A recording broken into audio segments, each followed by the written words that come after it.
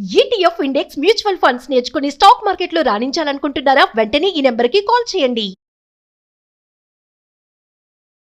నమస్తే, welcome back to Suman TV.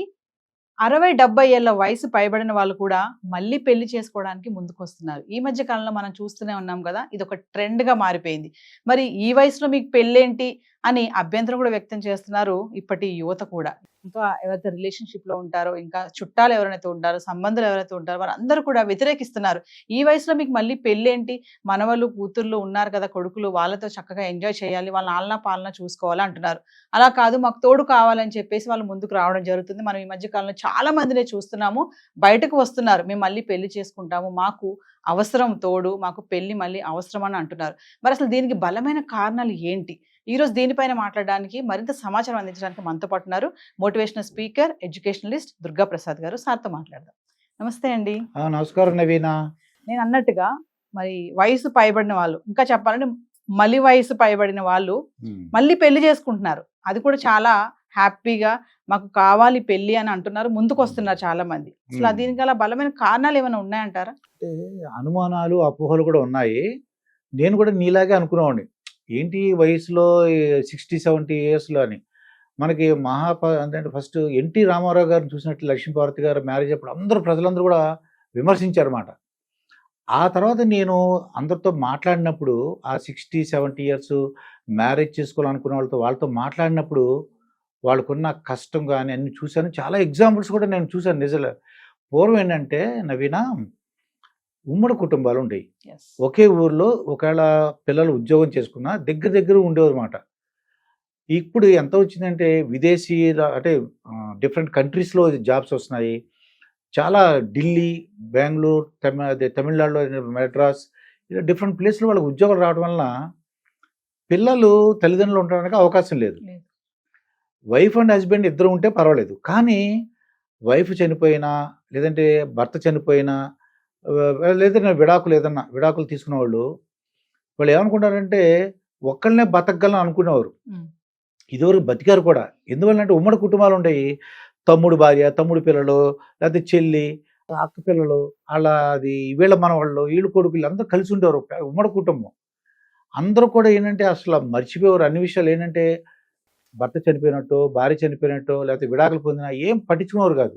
ఎందుకంటే full entertainment, వీళ్ళతో గడిపే అవకాశం ఉండేది. ఇప్పుడు ఏమైంది, ఎవరి కాళ్ళు టెక్నాలజీ పెరిగిపోయింది, బాగా చదువుకుంటున్నారు పిల్లలు, అబ్బాయో అమ్మాయో ఉన్న దూరంగా వెళ్ళిపోతున్నారు, విదేశాలకు వెళ్ళిపోతున్నారు. దాంతో ఏమైంది, వీళ్ళు ఒంటరిగా ఉంటున్నారు. ఒకవేళ అమ్మా నాన్న మీద ప్రేమతో వాళ్ళు అక్కడ తీసుకువెళ్ళినా వీళ్ళు ఉండలేకపోతున్నారు. అంతమంది ఉన్నా కూడా. ఎందువల్లంటే వర్క్ ఫ్రమ్ హోమ్ లాగా, కరోనా తర్వాత వర్క్ ఫ్రమ్ హోమ్ వచ్చింది.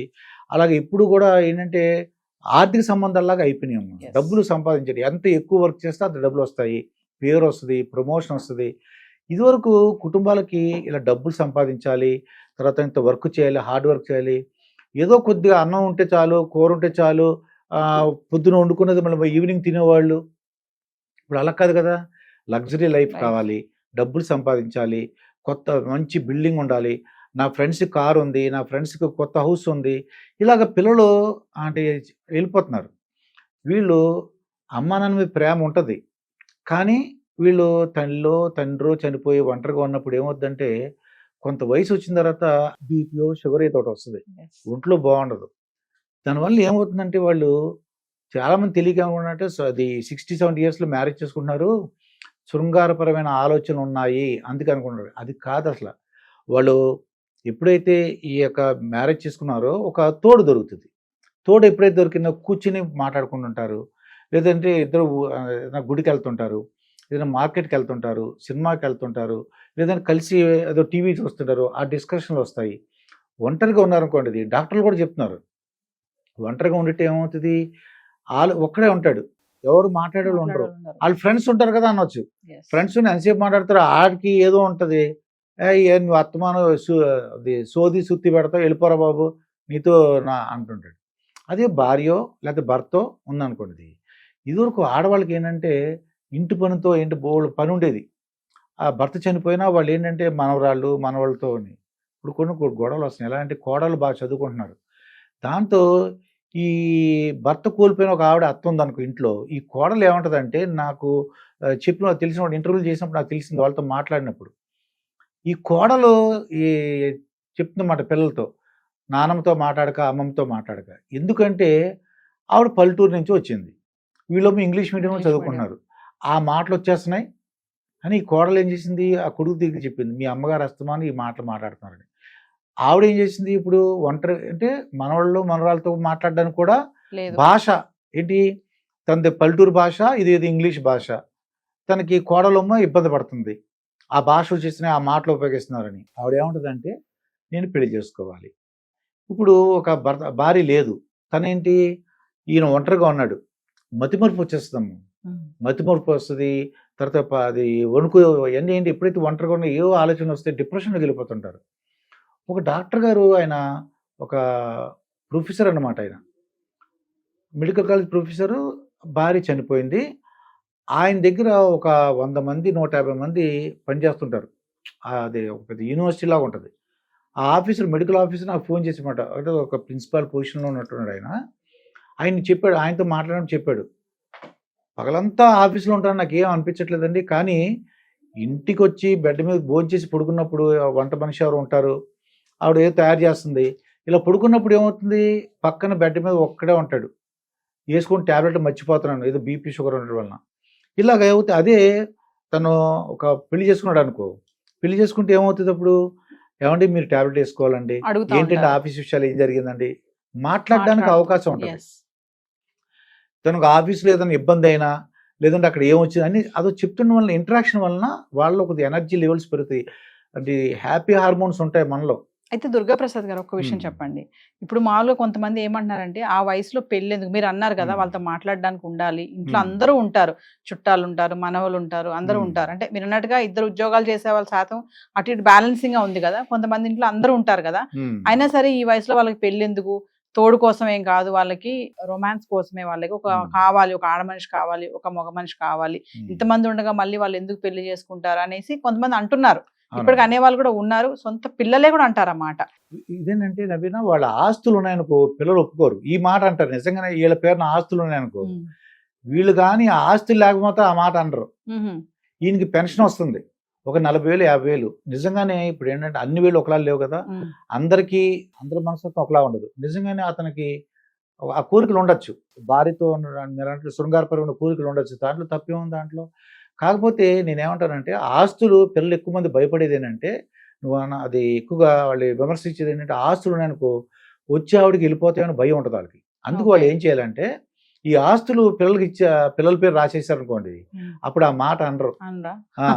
డెఫినెట్ గా ఆస్తుల గురించే వాళ్ళ భయం, వచ్చిన మాట వినడు అని. పెన్షన్ వస్తుంది అనుకోండి, 80,000 90,000 పెన్షన్ వస్తుంది అనుకోండి, ఆయనకి ఇంకా కుర్రోళ్ళలాగా ఉన్నారనుకోండి, నాకు చెప్పాడు ఆయన, నేను కుర్రోళ్ళలాగా ఉన్నాను, నేను బీపీ లేదు, షుగర్ లేదు, ఆవిడ క్యాన్సర్తో చనిపోయింది, నాకు ఇంకా కోరికలు ఉన్నాయి, నాకు ఇంట్రెస్ట్ ఉంది, ఆ కలుసుకునే శృంగారపు ఆలోచనలు ఉన్నాయి, తప్పేంటి అన్నాడు ఆయన. దానివల్ల కూడా వాళ్ళకి ఏంటంటే ఆరోగ్యం కూడా బాగుంటుందమ్మా. డాక్టర్లు కూడా, డాక్టర్ సమరం గారితో ఇంటర్వ్యూ చేసినప్పుడు చెప్పాడు ఆయన, మగవాడికి మాత్రం 90 ఏళ్ళు వచ్చినా 100 ఏజ్, దానికి శృంగారపు ఆలోచనలకి వయసుకి సంబంధం లేదంట. అందుకే వాళ్ళు ఏంటంటే ఆస్తుల గురించి ఏమైనా ఉంటే ఆస్తులు రాసేస్తే పిల్లలు కూడా పేచి పెట్టరు. వాళ్ళకు కూడా ఇంకోటి ఏంటి, బర్డెన్ ఉండదు. నాన్న ట్యాబ్లెట్ వేసుకుని లేదా, అమ్మమ్మ ఒకతే ఉంది, ఏం చేస్తుందో, ట్యాబ్లెట్ వేసుకుందా లేదా, బీపీ ఉందో, షుగర్ ఉందో, అలాంటి వాళ్ళకి రిలీఫ్ కూడా ఉంటుంది. చక్కగా వాళ్ళు ఏంటి, ఆ వచ్చిన వాళ్ళు కొత్త వ్యక్తి వచ్చారు కదా, తోడు ఎవరో వచ్చారు, ఆ తోడు కావాలి అన్నది కరెక్టే, 100% మనం సపోర్ట్ చేయాలి కూడా. నిజంగా నేను చాలామంది చూశాను, పిల్లలు కూడా కొంతమంది వాళ్ళ అమ్మని సినిమాల్లో కానీ నేను చూస్తుంటాను, వాళ్ళ అమ్మ ఏంటమ్మా అంటే, మా అమ్మకి మ్యారేజ్ చేద్దాం అనుకున్నాను, మా నాన్నకి మ్యారేజ్ చేద్దాం, అలా అన్నోళ్ళు కూడా ఉన్నారు, కొంతమంది వస్తున్నారు బయటకి, ముందుకు వస్తున్నారు. అయితే ఇంకొక విషయం దుర్గాప్రసాద్ గారు, ఇప్పుడు కొంతమంది ఉంటారు, నేను ఒంటరితనాన్ని భరించలేక సూసైడ్ చేసుకుందాం అనిపిస్తుంది, ఆ వయసులో కూడా సూసైడ్ చేసుకోవాలనిపిస్తుంది, నాకు తోడు లేదు, వైఫ్ లేరు, నాకు హస్బెండ్ లేరు, నేను షేర్ చేసుకోవాలి, సంతోషమైన బాధ అయినా వాళ్ళతో మాట్లాడాలి కూర్చొని, అది లేదు, నాకు చెప్పుకోవడానికి లేదు, ఇంతమంది ఉన్నా కూడా నాకంటూ ఒక తోడు లేదు అని ఆ వయసులో కూడా వాళ్ళు బాధపడి సూసైడ్స్ వరకు కూడా వెళ్ళే, అది కూడా ఉంటాయంటారా? డెఫినెట్గా ఉంటుంది. ఎందుకంటే అందరూ అలా ఉన్నా చెప్పలేం, కానీ పిల్లలు ఎదురుగుండా ఉన్నా సరే కొంతమంది నిజంగానే వాళ్ళ అమ్మ నాన్న ప్రేమతో ఎదురుగుండా పెట్టినారు, కానీ ఆ పిల్లలు ఈ రోజుల్లో ఈ టెక్నాలజీ వలన సెల్ ఫోను, టీవీలు, మనవరాళ్ళు కూడా దగ్గరికి, నేను ప్రాక్టికల్గా చెప్తున్నాను, దగ్గరకు పిలిస్తే ఉండు తాత నీతో మాట్లాడాలని, నువ్వంతా నువ్వు ఏదో చెప్తావు మాకొద్దు అని అన్నాడు. పాపం ఏదో చెప్పాలని ట్రై చేస్తారు. అలాగే వాళ్ళ కోడలు అంటారన్నమాట, ఏమంటే ఎందుకంటే వాడికి ఏదో హోంవర్క్ ఉందండి, ప్రాజెక్ట్ వర్క్ ఉందండి అని చెప్తారన్నమాట. దాంతో ఏమవుతుందంటే ఓహో మాట్లాడడం ఇష్టం లేదేమో అనిపిస్తుంది అన్నమాట. అందువలన ఇప్పుడు ఏంటంటే వాళ్ళు ఏం చెప్పి డిప్రెషన్కి వెళ్ళిపోతారు. డిప్రెషన్ అది కనిపెట్టారా, వీళ్ళమ్మ బిజీగా ఉంటారు.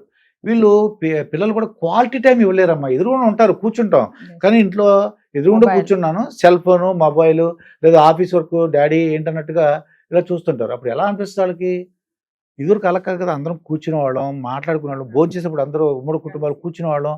ఎరా ఏం చేస్తున్నావురా, ఏంట్రా అంటే అదిగా నాన్న అని ఈడు, ఏ చూడరా మనోడు ఏం చేస్తున్నాడు, ఇలాగా వాడు చేసిన విన్యాసాలు అని చెప్పడానికి అవకాశం లేదు. ఇది అదనమాట. దానివల్ల వాళ్ళు ఏంటంటే ఈ తోడు కావాలి, రకరకాల మన నిజంగా శృంగారపు ఆలోచనలు ఉండొచ్చు, ఒంటరితనం భరించలేకపోవచ్చు, డిప్రెషన్లోకి, ఆత్మహత్యల నుంచి తప్పించాలంటే ఈ వయసులో భార్య లేకపోయినా, భర్త లేకపోయినా ఏదైనా విడాకులై, ఇప్పుడు ఏఆర్ రెహమాన్ గారు ఉన్నారు అంటే, మనం ఎందుకు చెప్తున్నాం అంటే జరిగింది కాబట్టి, వాళ్ళు మీ ఇద్దరం విడిపోయామని చెప్పారు ఆ వయసులో. కొంతకాలం తర్వాత అప్పుడు తెలుస్తుంది వాళ్ళకి ఒంటరిగా, అయ్యో ఒంటరిగా ఉన్నామని చెప్పేసి ఏంటని తర్వాత తెలుస్తుంది అనమాట. అందుకు తప్పులు దాన్ని అయితే నేను అనుకునేది ఏంటంటే మ్యారేజ్ చేసుకోవడం తప్పు లేదు, పిల్లలు కూడా సపోర్ట్ చేయాలి. థ్యాంక్ యూ అండి. నమస్కారం.